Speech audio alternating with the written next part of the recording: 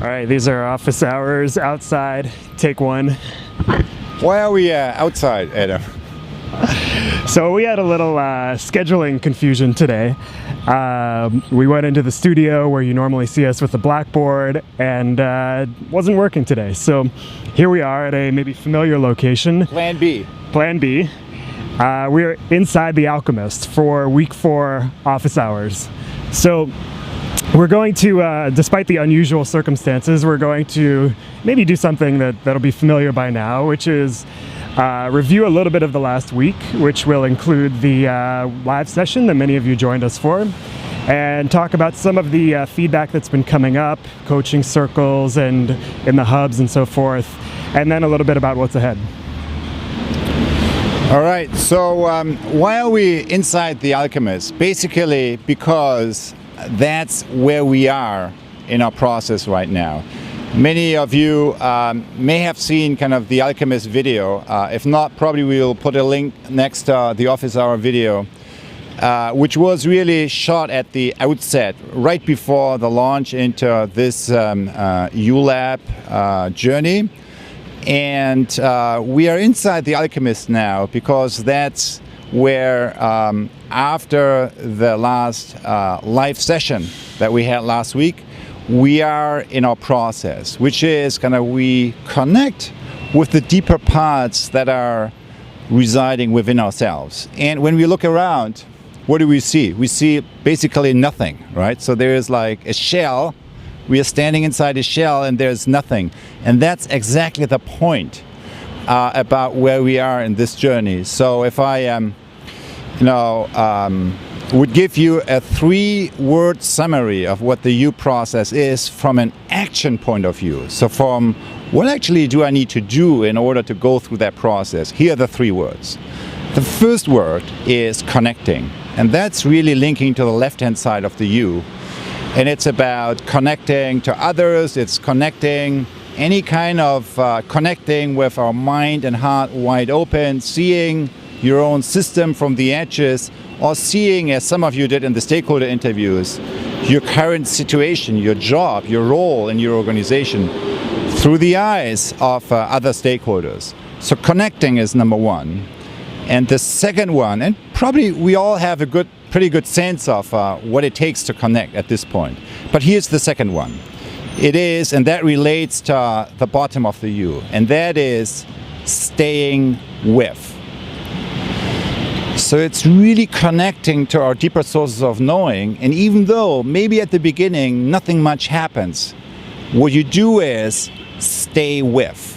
Stay with the situation and wait until something is emerging. So the point about staying with is to not jump into judgment, to not jump into action, to not take any of these easy exit ways, but stay with that, what maybe in our life, in our system, is wanting to emerge. And the third one, kind of when something begins to emerge, is go with it and turn yourself into an instrument helping it to come into reality.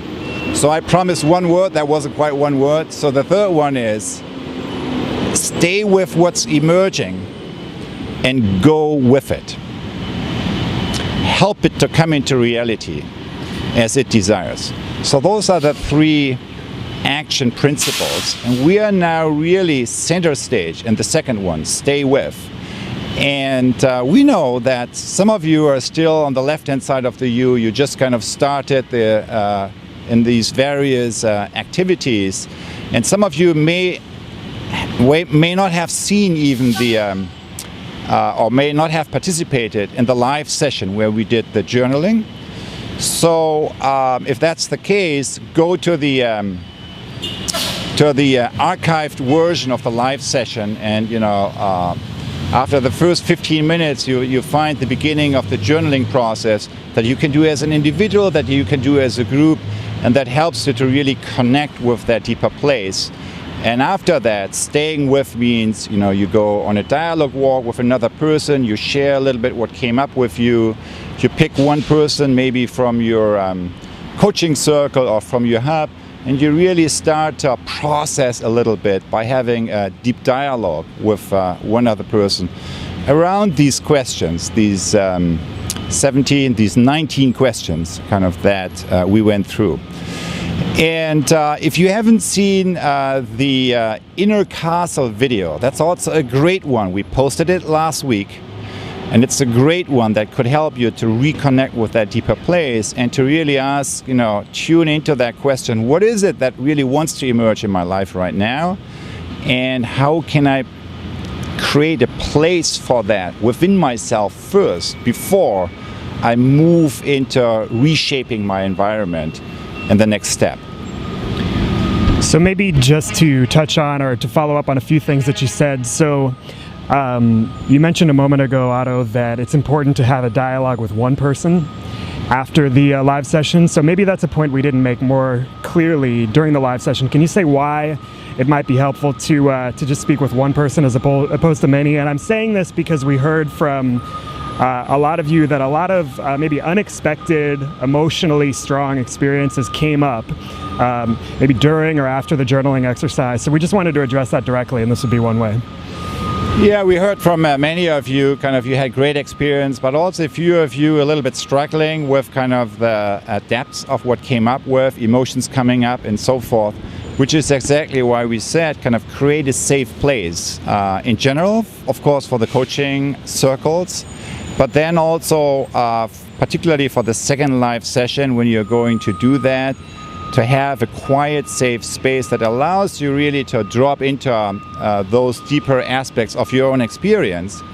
And then at the end, we suggested turn to one other person next to you to start processing it. So what you usually want to avoid is to move from that deep level experience to a bigger group dialogue right away. You really need an interim step of just having a conversation with one other person, which then allows you to also engage some of these topics maybe in the larger group.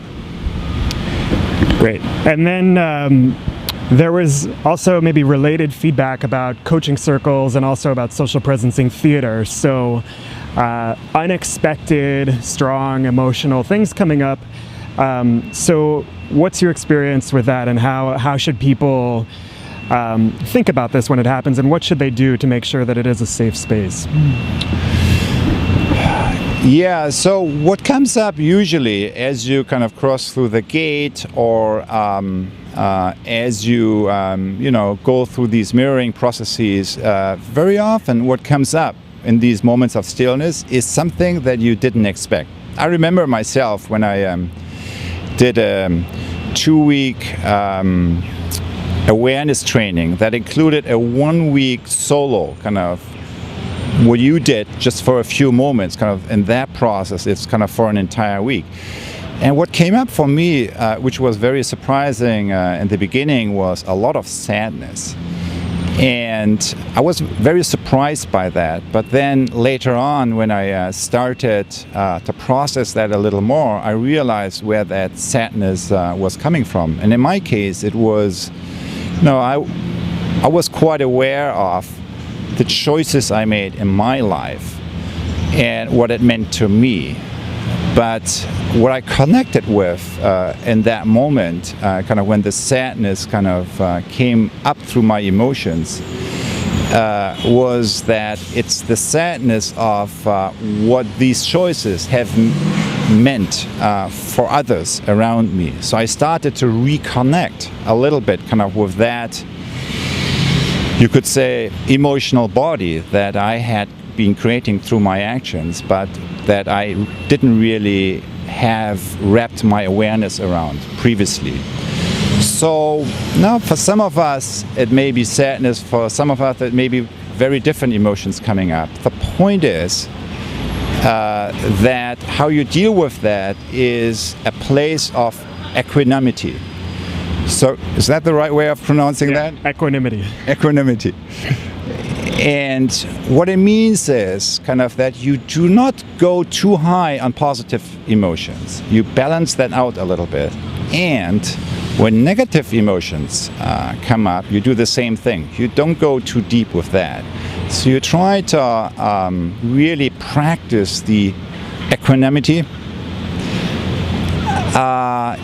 in your emotional life, so that kind of you always try to be more balanced, that you make the emotional microcosm that you are creating whole by adding the missing piece to it a little bit. And that kind of training or practicing or strengthening a little bit that muscle helps a lot. And as we all know, when these kind of emotions come up, often it helps kind of to have 1, 2 other persons to connect with. And our experience actually is that so far that whatever comes up, you can deal with by, creating that kind of holding space around that. And in general, of course, we should also say that, and that's why kind of when walking us through this experience, at all these choice points I mentioned, if you want. So if your inner guide, if your inner knowing tells you, well, I actually don't want to walk through that gate, then of course you don't do it. You never ever let someone else decide what you are going to do or not. And that's of course another important principle, how you want to deal with these things, so that you really remain in the place you should be, which is the driver's seat of really making these choices yourself rather than giving these choices to someone else. But to have the help of others who connect with you around whatever came up is a very important resource that, particularly during this week where we are not adding that much other content at all, will be very helpful for you. Well, that's really helpful, and I think maybe the only final point that I would add to that is, as a group member, if something comes up for you and I'm in your coaching circle or I'm doing social presencing theater with you, from my perspective, I'm not taking ownership over that. It's not my problem to fix. It's not mine to take on. I'm here holding the space for you. So if difficult things come up, then the group is there to hold the space, to pay attention, but it's not a matter of getting into taking on something else that's difficult for someone else. So I just wanted to add that as well. Yeah, that's exactly the spirit of staying with it, as opposed to over-analyzing it, whatever happens. Kind of the staying with it and giving it the appropriate attention is actually exactly what we do during this week, the crystallizing, which is a process. The crystallizing is really not projecting my small as self vision into the world, but it's really it's a deeper opening process. It's a perceptive capability. Crystallizing means to almost kind of holding the canvas, the blank canvas, for an image, a picture to emerge at its own will, rather than by the small will that we are imposing onto it.